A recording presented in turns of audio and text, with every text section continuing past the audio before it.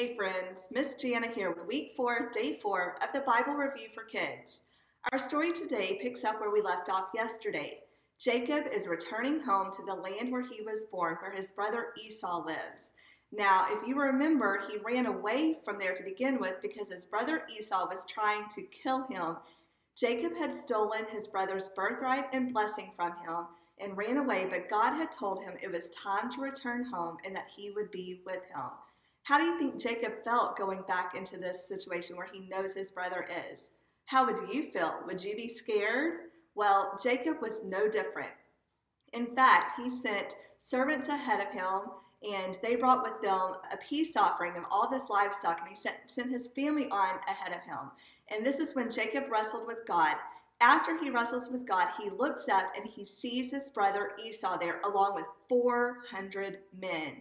It must have felt like an army was waiting to attack. Let's read together in Genesis chapter 33, verses 4 through 9 to see exactly how Esau responds. But Esau ran to meet Jacob. He hugged him and threw his arms around his neck. He kissed him, and they cried for joy. Then Esau looked around and saw the women and children. "Who are these people with you?" he asked. Jacob answered, "They are the children God has so kindly given to me." Then the female servants and their children came near and bowed down.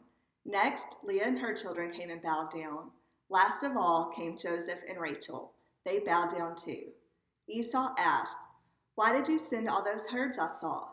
"I hoped I could do something to please you," Jacob replied. But Esau said, "I already have plenty, my brother. Keep what you have for yourself." Wow, did you expect that to happen? Me either. Esau ran to his brother, hugged him, kissed him, and then cried for joy. It had been 20 years since they had seen one another, and it was like they forgave each other in an instant. Esau looks around to see all of these people he doesn't recognize and asks Jacob, "Who are these people?" So Jacob introduces Esau to his family. After that, Esau asks Jacob, "Why did you send me all of that livestock?" And Jacob replies, because he wanted to make a peace offering. He knew that he had done a wrong thing by stealing his brother's birthright and blessing. He knew that Esau very likely would still be angry with him, and he wanted to please his brother Esau.